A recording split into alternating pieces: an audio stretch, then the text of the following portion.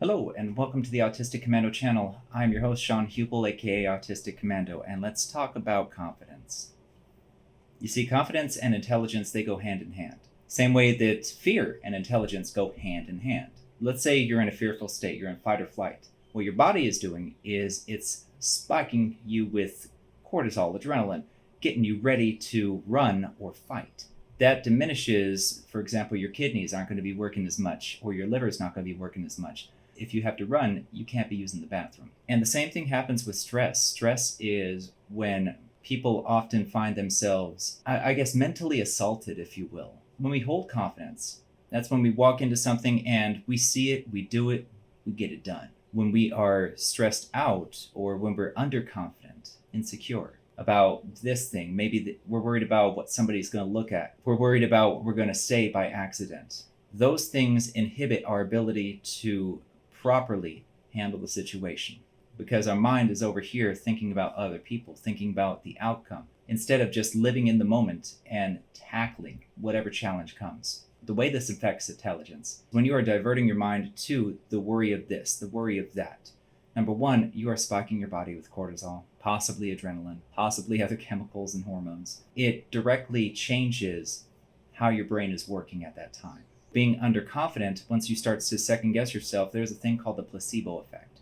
That's where people are given something that is a sugar pill, and then all of a sudden they're cured from this one thing that this medication was supposed to cure. And spontaneous healing, that's been known since medical history began. Okay, spontaneous healing, you can look up accounts from doctors and whatnot, like, I don't see how they recovered from that. No.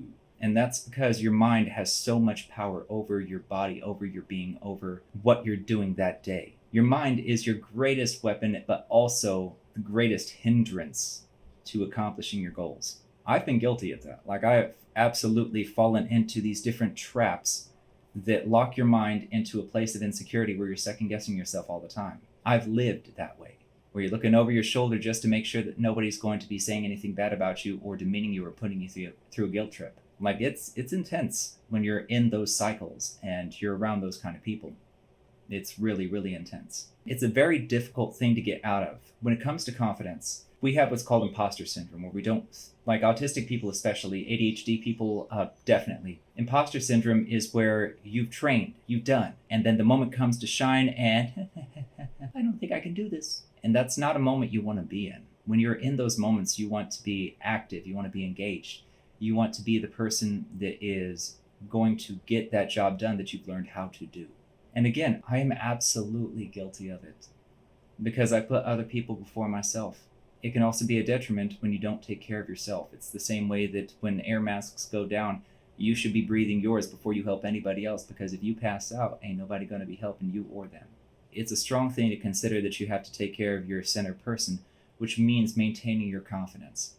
But that's not easy to do, especially with all these people around saying, hey, you can't do that because I can't do that. Or you can't do that because they didn't do that and you're not them. And they're better than you. When we start doing the comparative of us to other people, it lowers our confidence. A lot of people's egos are inflated and they wear it very well. How to say this?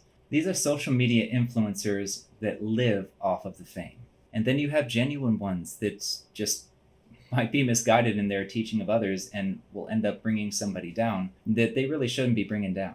I digress. When it comes to confidence, one thing that I've encountered when teaching my students, because I've tutored a lot of students and I've taken somebody from a 1.87 GPA to graduating magna cum laude and second in their class in their master's degree. We started about a quarter of the way, halfway through the bachelor's. And my last student, we started in his bachelor's, he was struggling, and then by the end, he was graduating with honors. But the big key in all of my students, the biggest key, is that they thought they were stupid. They thought they couldn't learn. They thought this was too difficult. But when you walk in thinking, oh, this is going to be simple, yeah, it might be a little bit difficult, but you have a different perspective in being able to gather that knowledge and to be able to absorb that knowledge. There was a time when I did other people's homework, but I wouldn't release an idiot to the world. They had to do their own test and their own capstone. Okay, they had to do their own finals, and I just basically took some weight off their shoulders and then taught them and then had them teach me. And so I would learn these concepts really quickly. I think 5 class loads, full college class loads at one time was my max. I'll admit that was pretty grueling. But at the same time, I learned a lot of information, and I learned it in multiple different disciplines. Because when you're with somebody throughout their bachelor's degree, guess what? You're learning their bachelor's degree. You're not earning it on paper, but you're earning it up here. And most of the degrees that I was focused on was business, which I sadly haven't applied as much as I should have. But life's gotten in the way, and I've had a lot of hiccups, which a lot of individuals will tell you. There's going to be hiccups in life, and you might get set back. You might have to start all over again. Imagine what that does to your confidence. When you're rising, and then you get beat down, and then you get beat down hard, and then you get beaten to the ground. But the key is to get back up every time, knowing that you will accomplish that goal. Lessons were learned, and they probably needed to be learned if you failed in the first place. Okay, if something bad happened, a lot of it was your fault. Stepping up and accepting responsibility for your part in any situation, that's very important. But then you step into, okay, what did I learn from this? You can't be living in guilt. You can't be living in shame. You can't be living through all of those different life lessons without actually learning the lesson. And that's a very difficult thing because we can get trapped in our own emotions.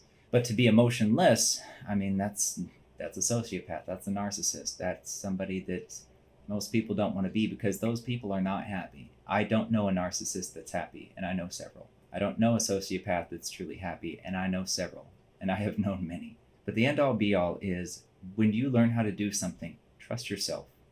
Accept the mistakes that you're going to make. Because you're going to make them, but trust yourself anyway. Everybody at every point has made mistakes. The question is, are you going to get back up and learn from those mistakes and continue to press on? This is supposed to be about confidence and intelligence, but it's about so much more than that. When you walk in with a positive mindset, all of a sudden things change. Your different perspective determines what the outcome is going to be early on. Whether or not you succeed at goal over here, that whole journey to get to that goal is either a lesson or it's building toward that goal. If you keep your goal in mind, it's a matter of taking that step by step by step by step. Sometimes you get knocked back a little bit, but then you keep on getting up and keep on going. With the belief, the true heartfelt belief that you are going to succeed in your task, that you're going to learn it at a record pace. Gaslight yourself a little bit at first if you have to, and say, you know what, I'm going to learn this real quick. But don't guilt yourself when you don't. This is a learning experience, and you're basically gauging your own limitations.